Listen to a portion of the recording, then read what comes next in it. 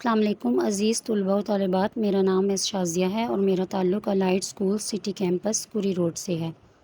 میرا آج کا موضوع سورۃ ابراہیم ہے۔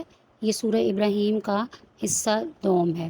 حصہ اول میں جیسا کہ ہم اس کا تعارف، مرکزی موضوع اور بنیادی مضامین کے بارے میں تفصیل سے جان چکے ہیں، آج کے اس ویڈیو میں ہم اس کے مشقی سوال جواب اور اضافی سوال جواب کے بارے میں پڑھیں گے۔ پچھلے سبق کو دہراتے ہوئے مختصر سا ہم اس کا تعارف اور بنیادی مضامین کی ہیڈنگز ایک دفعہ پھر دہرا لیتے ہیں۔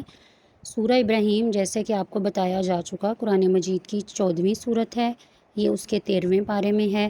اس میں 7 رکوع اور 52 آیات ہیں اور اس کا مرکزی موضوع شرک کی مذمت ہے، اور اس کے بنیادی مضامین میں قرآن مجید کی عظمت و شان، سابقہ اقوام کے واقعات، حضرت ابراہیم علیہ السلام کی دعائیں اور مجرمین کی حالت کے بارے میں بیان کیا گیا تھا۔ عزیز طلباء و طالبات، اب ہم سورۃ ابراہیم کے مشقی سوالات مختصر جواب دیں کا جائزہ لیں گے۔ نمبر 1 ہے، کفار کے اعمال کو کس مثال سے واضح کیا گیا ہے؟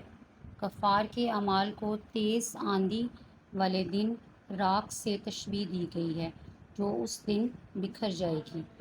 سوال نمبر 2، قیامت کے دن شیطان اپنے پیروکاروں کو کیا حقیقت بتائے گا؟ جواب، شیطان بتائے گا کہ میں نے صرف تمہیں دعوت دی تھی، تم نے خود میری بات مانی تھی، میں نے تمہیں مجبور نہیں کیا تھا ماننے کے لیے، اس لیے آج مجھے ملامت نہ کرو بلکہ اپنے آپ کو ملامت کرو۔ سوال نمبر 3، سورہ ابراہیم کی روشنی میں اللہ تعالیٰ کی قدرت کے 3 دلائل لکھیں۔ اس سورہ مبارکہ میں بہت سے دلائل بیان کیے گئے ہیں، لیکن آپ اس کو پوائنٹس کی شکل میں لکھیں گے، 1 2 3۔ نمبر 1، اللہ تعالیٰ نے زمین و آسمان کو حق کے ساتھ پیدا کیا۔ نمبر 2، اللہ تعالیٰ نے بارش نازل کر کے اس سے مختلف پھل اور پھول پیدا کیے۔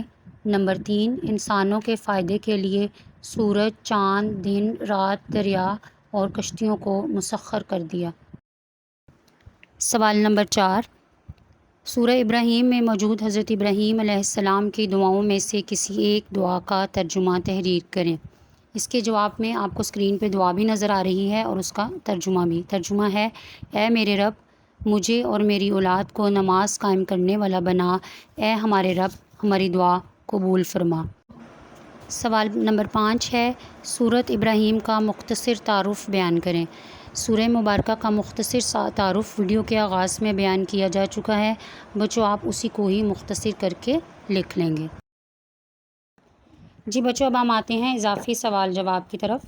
اس سورہ مبارکہ میں سے سب سے پہلا جو سوال لیا گیا ہے وہ ہے، سورہ ابراہیم میں توحید کو کس انداز سے ثابت کیا گیا ہے؟ جواب ہے، اللہ تعالیٰ نے اپنی قدرت، نعمتوں، تخلیق کائنات، سابقہ قوموں کے انجام اور حضرت ابراہیم علیہ السلام کی دعوت کے ذریعے واضح کیا ہے کہ عبادت کے لائق صرف اللہ ہے۔ سوال نمبر 2، حضرت ابراہیم علیہ السلام کی دعا سے مسلمانوں کو کیا سبق ملتا ہے؟ جواب، مسلمانوں کو اپنی اولاد کی دینی تربیت، نماز کی پابندی، شرک سے بچنے اور والدین سمیت تمام مسلمانوں کے لیے دعا کرتے رہنا چاہیے کا سبق حاصل ہوتا ہے۔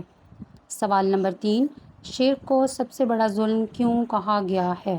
کیونکہ شرک اللہ تعالیٰ کے ساتھ کسی اور کو عبادت یا اختیارات میں شریک کیا جاتا ہے، لہٰذا یہ اللہ کے نزدیک سب سے زیادہ ناپسندیدہ اور ظلم مانا جاتا ہے۔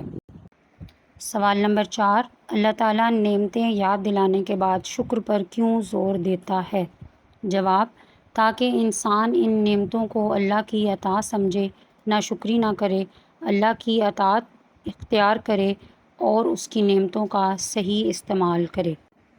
سوال نمبر 5، سابقہ قوموں کے واقعات بیان کرنے کا مقصد کیا ہے؟ جواب، تاکہ لوگ ان کے انجام سے عبرت حاصل کریں، نافرمانی اور گناہوں سے بچیں اور اللہ کے احکام پر عمل کرنے کی ترغیب پائیں۔ عزیز طلباء و طالبات، یہ تھے سورہ ابراہیم میں بیان کیے گئے مشقی سوال جواب اور مختصر سوال جواب۔ امید ہے آپ کو بہت اچھے سے ان سوال اور ان کے جوابات سمجھ میں آ گئے ہوں گے۔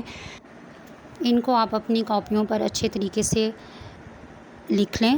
اور سب سے اہم کام جو بچوں آپ نے کرنا ہے وہ یہ ہے کہ آپ نے حضرت ابراہیم علیہ السلام کی دعاؤں کو ایک پیج پر خوش خط لکھیں اور ایسی جگہ پر اپنے کمرے میں آویزہ کریں جہاں آپ آتے جاتے اٹھتے بیٹھتے ان دعاؤں پر آپ کی نظر پڑے اور آپ ان دعاؤں کو اچھے سے یاد کریں۔